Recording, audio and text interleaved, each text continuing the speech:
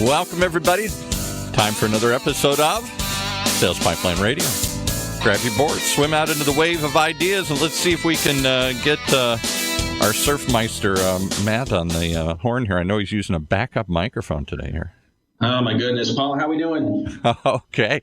We're always, you must be out in the world somewhere, because that's the only time we have trouble.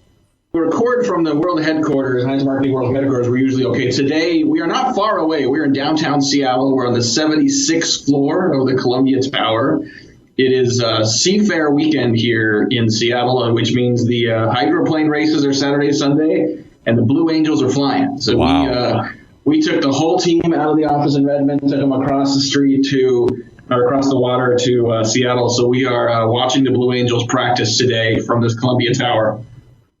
Well, that's the problem. You know, the Blue Angels are interfering with our frequency here. They're, you're being co-opted by them. We'll probably get some aircraft noises from time to time here. Yeah, we are going to blame the Navy for this for sure. And if you hear the aircraft, I'll tell you what, it's the sound of freedom, my friend. It's a summer tradition here in Seattle, and it's a ton of fun to watch those things fly.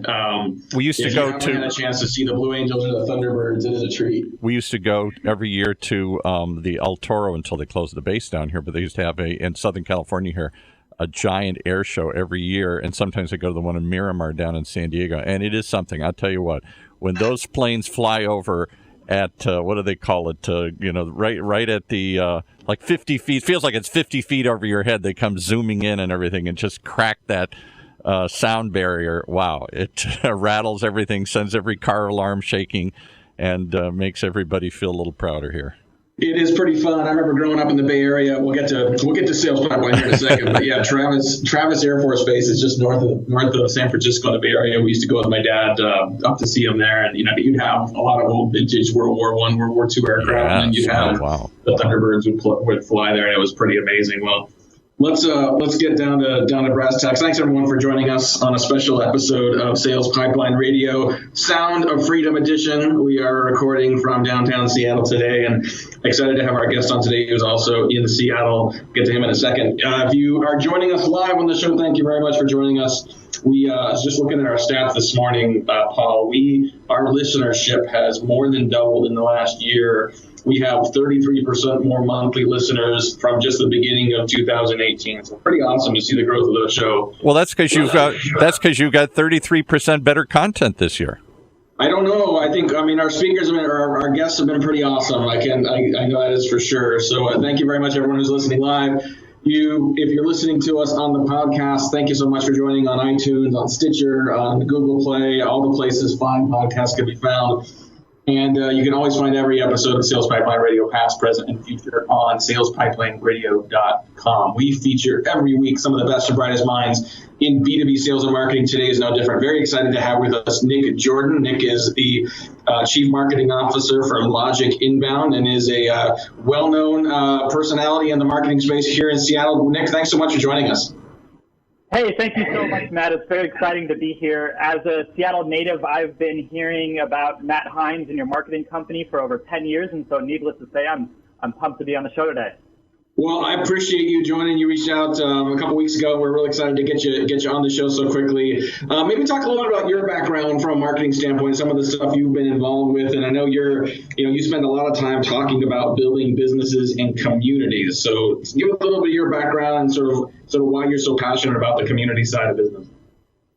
Yeah, absolutely. Just a heads up, it's a little bit hard to hear you today from the 76th floor of the Columbia Tower, but I have a general understanding of what you said.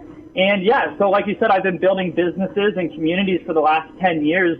I built 2 of my own startups that were ultimately unsuccessful, but it gave me the skills, it introduced me to people to get me where I'm at today. And after those unsuccessful startups, I was very fortunate to become an early employee at BitTitan, and BitTitan ended up growing to over 200 employees over the course of 4 years without VC funding. And today I'm running Logic Inbound Sales and Growth. And building Seattle's marketing community. I think that one of the things that I've seen over the last 10 years is that Seattle has very, very strong engineering talent.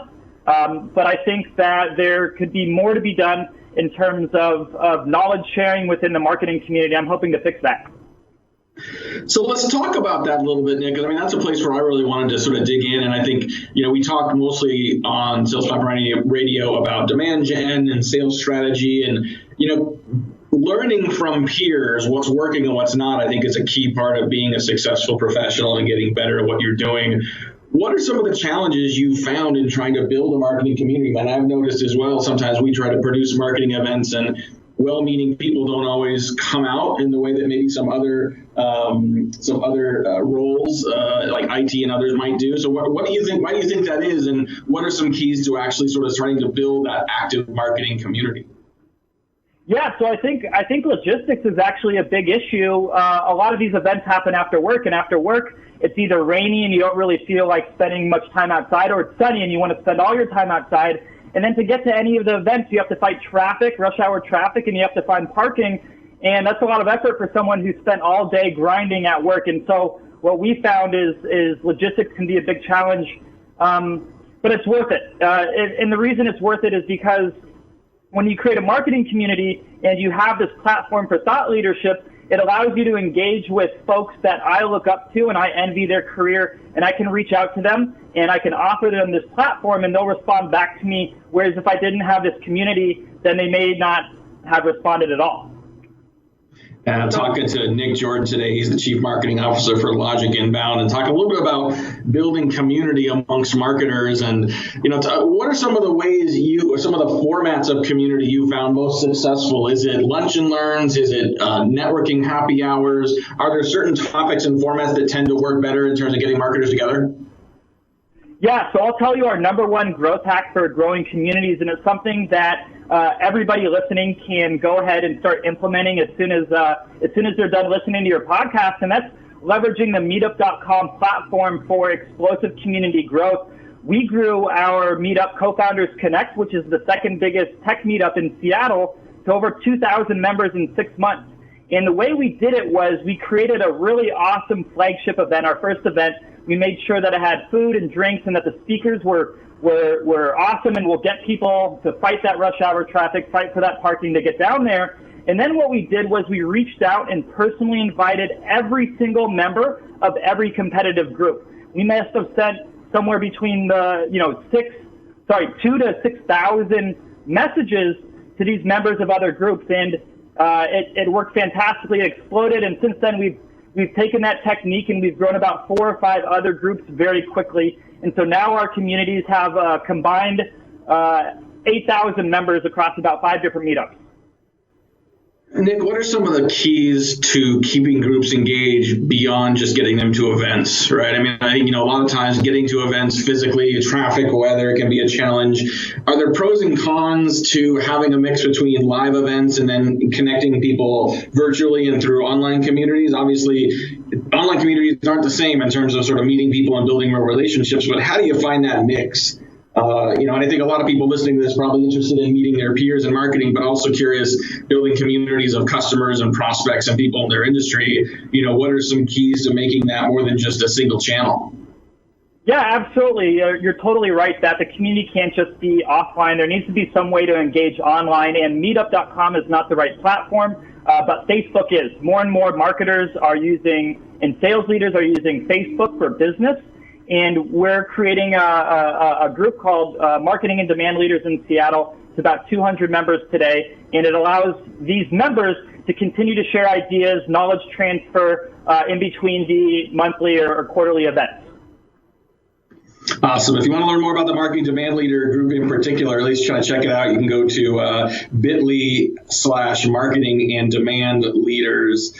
Just a couple more minutes before we got to take a break. We got Nick Jordan here today. He is the CMO at Logic Inbound. Talk a little bit about some of the things you've done at Logic Inbound. I want to pivot a little bit.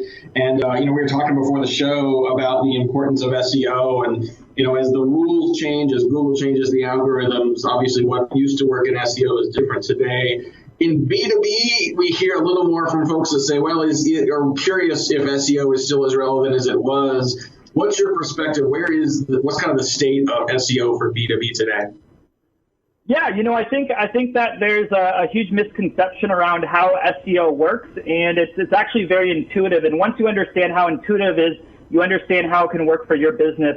At the end of the day, Google's only goal is to show the highest quality, most relevant search results, and they have to do that because as soon as they stop doing that, they put their $100 billion a year of revenue at risk by a competitor with a better product. And so if you can align with high quality and relevant to the search result that searchers are making, Google's going to rank you all day naturally without you having to do weird backlinks or technical SEO. It just happens. And to give you some context on how easy it actually is, you know, I've been in the SEO game for 2 years. I'm not technical, and I've grown our logicinbound.com traffic from 0 to 93,000 visits last month in about 13 months just by creating high quality content that's relevant to the searches that I know marketers are making.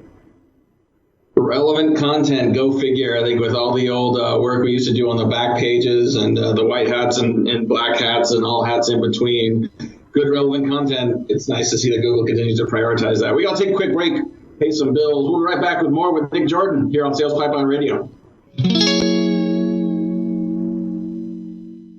In a world where the speed of innovation and change in B2B marketing has never been greater, the only thing bigger is the need for clarity, for a blueprint, for a guide to what's really working.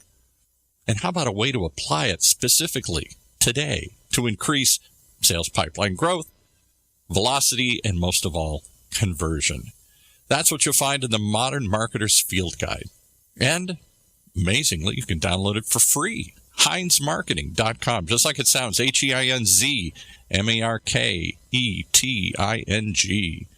It encompasses the entire sales and marketing cycle, but in quick bursts with lots of specific, actionable ideas, strategies, tactics you can put to work right away, like today. The loaded table of contents helps you narrow in and tackle a problem, and it's something you can come back to over and over again as a reference guide.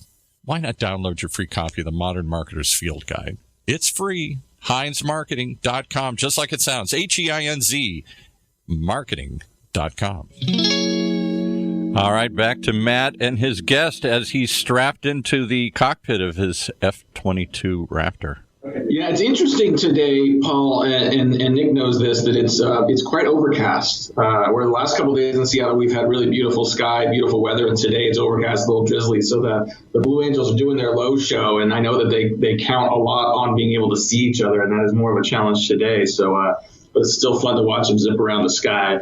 Welcome back to, we're going to finish off here with Nick Jordan on Sales Pipeline Radio. If you like what you're listening to with Nick, in terms of his advice on community building and content and search, you can definitely check out a replay of this episode on salespipelinerradio.com. Coming up in the next couple of weeks, next week we have Guy Wisemantle. He is the VP of Marketing for a company called PushPay. We're going to be talking about selling into industries that may not be traditional. His company sells to churches and other nonprofits significantly. I'll talk about how that's a little different, how you got to customize your perspective. After Guy, we've got Norman Bihar. He is one of the partners of Sales Readiness Group.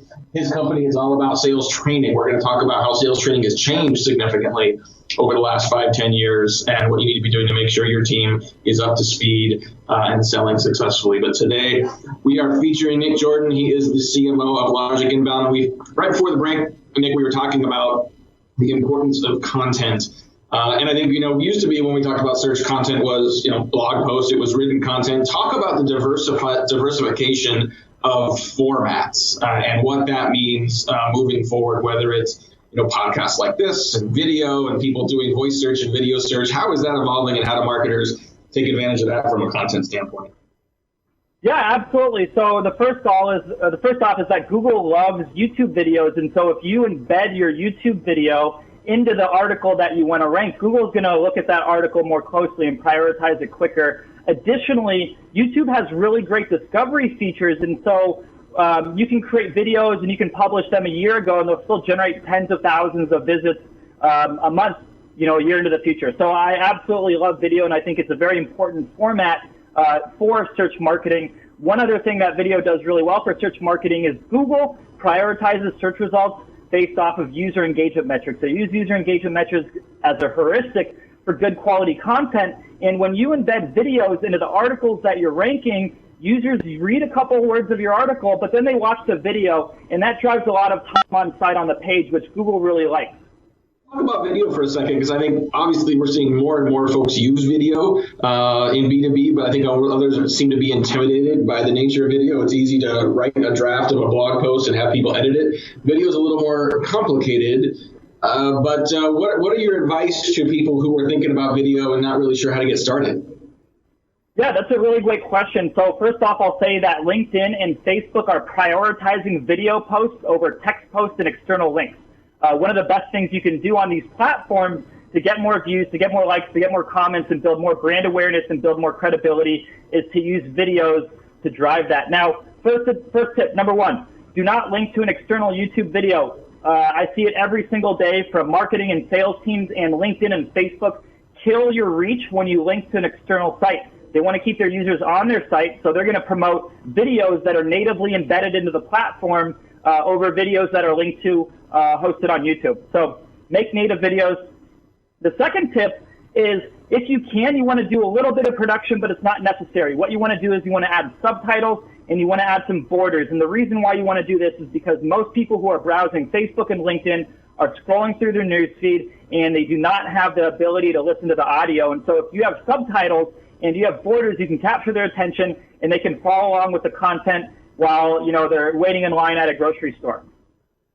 The third is you want to keep it between about 1 minute to 2 minutes, no longer than that, again, because of the way that people are consuming this content. You need to align with how they're consuming it. They're sitting in traffic, they're standing in line, they're waiting for a meeting to start, and your video content should be short.